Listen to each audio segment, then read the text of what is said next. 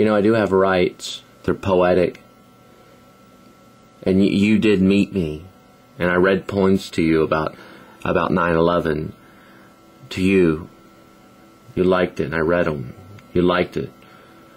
And I was too close to the buildings following. The man on the payphone yelling King Kong like a coward running down from the cloud, the threats, the nuclear suitcase. Remember hiding in the basement? Remember that? The smoke following us. It was the reason I came back, remember?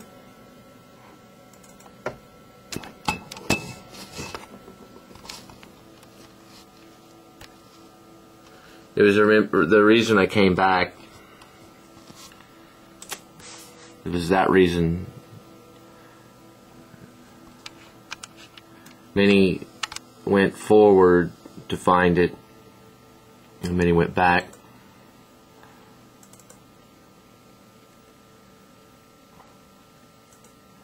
Many flocked to it.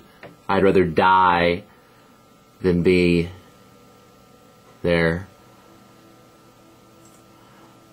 Or possibly I would throw myself to get back there. Or maybe it wasn't death that I was looking for at the time. It was the most photographed and videotaped day in history. 2 of the world's tallest buildings destroyed by hijacked planes. But it's part of the story. The next day, newspapers published photos of the horror. But there were some images so awful. The glass man fell today. These were the pictures of people falling. I read your poems about the shattered glass, and the glass man fell today, remember? It was branded distasteful, exploitative, voyeuristic. It was never seen again.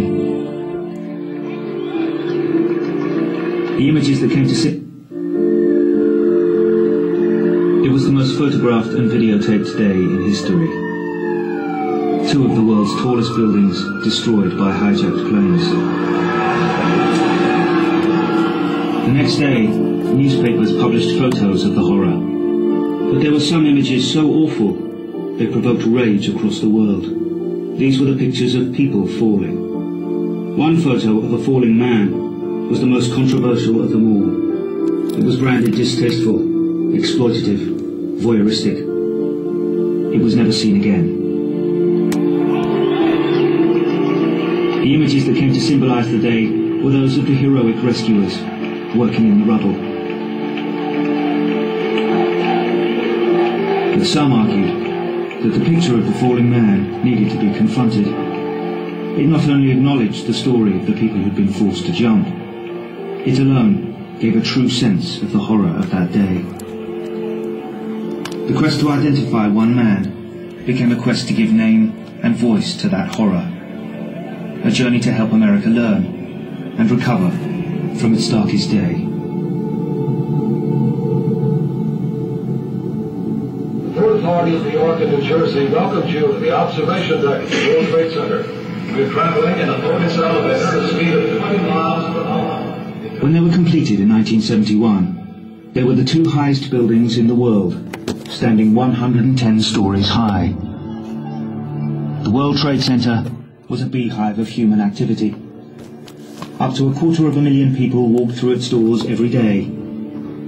Bond traders, executives, waiters, dishwashers, tourists, cleaners, IT specialists. Windows on the World Trade Center. My name is Ernest Scott.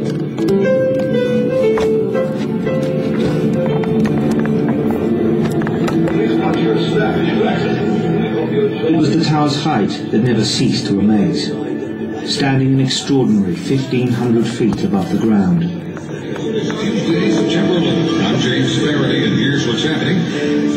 September the 11th, 2001 was just another ordinary day. Humidity than recently, the high 80, dropping to 60 tonight, up to 78 with sunshine tomorrow, 76 Thursday. This is Steve Torrey. It appears Michael Jordan will indeed be coming up. 8:46 a.m. Flight 11. 9/11.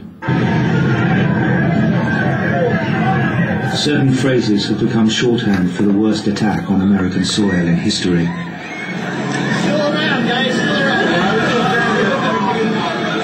When it was all over, the world preferred to remember the heroic images of the rescuers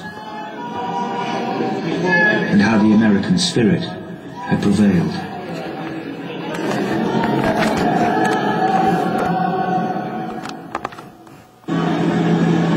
The impact cut a swathe through floors 93 to 99, instantly killing hundreds.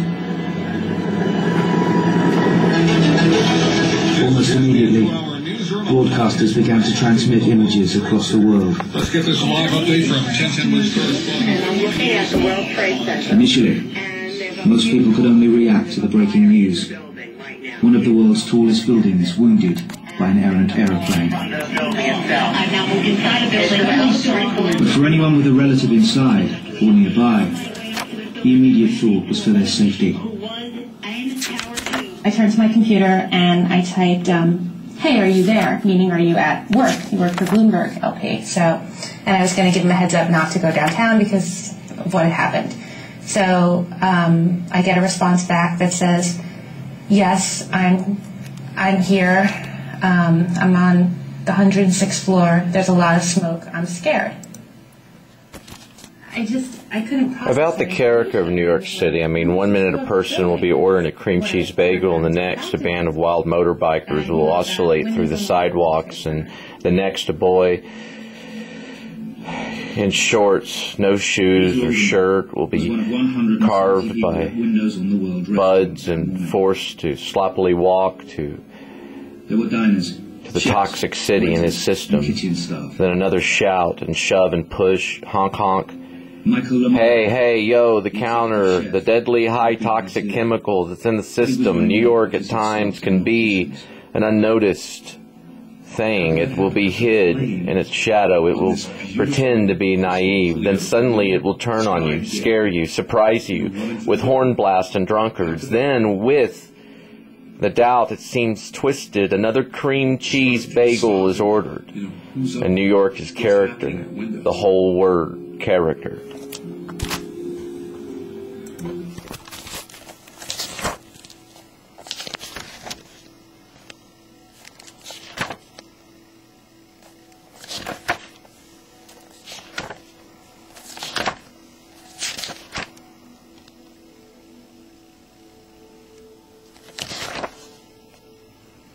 I remember a set there in Barnes & Noble a few days before. There was a picture I drew from the Barnes & Noble window somewhere in Soho a few days before 9/11 hit.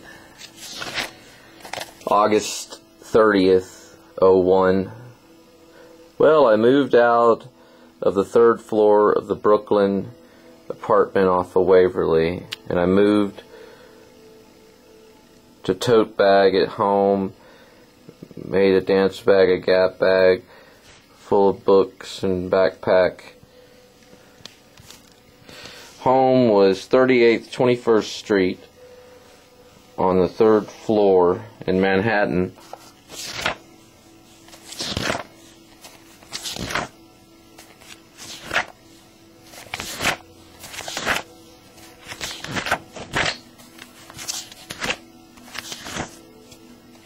"9/11, fear in New York City. I picked a wonderful time to wake up. I woke up in the morning to devastation. The whole World Trade Center was hit by two airliners. Both planes exploded on impact and destroyed most of each buildings. I'm on King Street, not far from where it happened. Ambulance, fire, police sirens are all screaming all around me. I look to my right and I see a woman holding her lips. Her eyes look blank, desperate. It looks as if she's in tears. They have been flowing from her. Everyone is walking around like strange zombies. Here it is, a glass man fell.